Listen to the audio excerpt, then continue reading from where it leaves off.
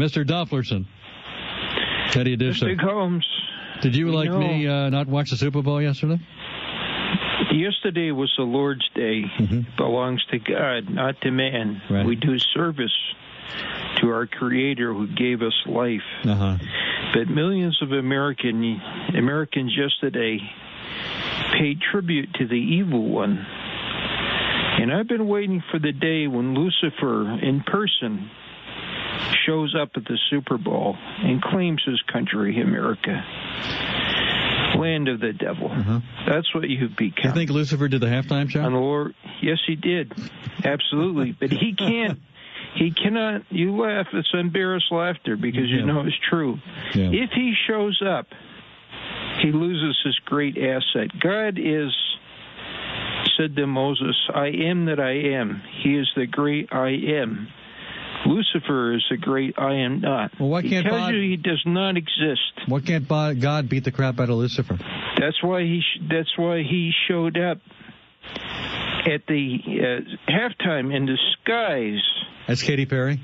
The Apostle Peter, her soul is damned to hell. The soul of anyone who enjoyed that halftime show is bound to hell. So Lucifer was in a shark costume? He cannot show up at the halftime show in person with his horns and tails and say, there he is, worship him. So, but the Apostle Peter said that he's like a roaring lion who walks up and down the earth seeking whom he may devour. And when Katy Perry made her entrance... I know. See, obviously you were watching.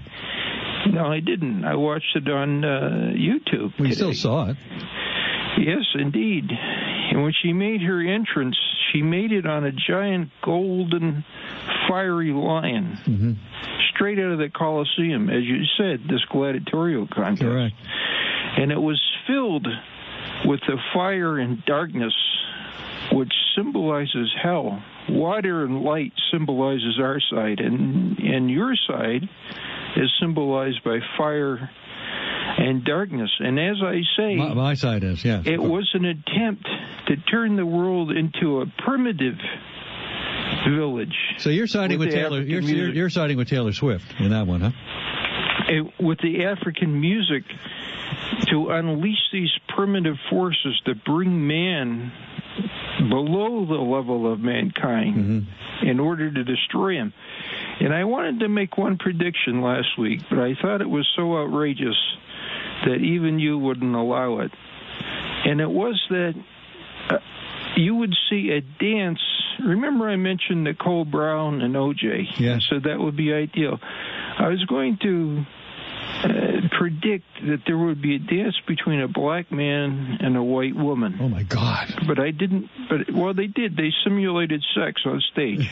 Katy Perry with Lenny Kravitz, black fellow. I didn't watch it, so I don't know if they simulated sex or I didn't. Did they, Josh, simulate sex? I'm trying to remember. I know they sang I Kissed a Girl. Yeah. I'm trying to remember that part. Yeah, and as a reward, because Katy Perry has said that she sold her soul to the devil. And this actually happens. The people who rise to the height of power in the world, many cases they have literally made a pact with Satan. And she says that she has done this. In the very last performance, the moment of her halftime show, she was exalted into the heavens under a five-pointed star. As Jesus said, Lucifer, I saw Lucifer fall from heaven like lightning. She became that. I mean, she received in return for selling her soul to the devil. She received the adulation of the world. You know, she was really abominable. She was a Christian singer under the name Katie Hudson at one point, as you well know. Yes, but as a reward for renouncing Christ, I'm not sure she renounced Christ. Oh, she has, absolutely. Just because she's no longer in the Christian milieu as a singer does not mean she renounced Christ. She says she's no longer a Christian. Okay. So that is the same as renouncing her. And as an LGBT advocate... Oh, you got that terminology pretty good there. Yeah, she promoted this, and as a reward, she is exalted into the heavens. America is in a very dark place. It's in right now. it is being drawn into what Jesus called the outer darkness. All right. By the way, I read that she apparently quoted the Bible before the Super Bowl. And what was the quote? Let me bring that up. Hold on a second. She quoted Psalm 118 before the Super Bowl. She's, according to the Christian Post, Katy Perry is reconnecting with her evangelical Christian roots on both social media as well as on the Super Bowl. She started, as you know, in Christian music, and she quoted Psalm 118:24, saying, "Today is a day that the Lord has made. I will rejoice and be glad in it," wrote in her almost 65 million Twitter followers, or to her followers, yesterday, February 1st. So, contrary to what you just said, apparently she's reconnecting with her Christian. No, hardly mocking. What you saw was a preview of her perdition. She came out in a suit as if she were already engulfed in the flames. She quoted the Psalms.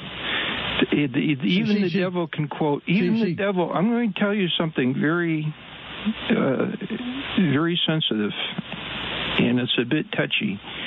And it's a danger. You may misinterpret it. But even the devil can hide behind the cross. Mm-hmm. Okay. All right, Mr. Dofflerson. She, according to the Christian Post, not exactly a left-wing rag, Katy Perry is reconnecting with her Christian faith. And she is, by the way, the daughter of Pentecostal ministers, who, as we mentioned, started in Christian music. In fact, according to the story in the Christian Post, finishing the show with the emotional and uplifting firework, she further proved she may be turning a new leaf with her former Christian beliefs when she told the millions of Super Bowl viewers, "God bless America." Huh? All right, we'll come right back. Name and town only at 877-367-2526.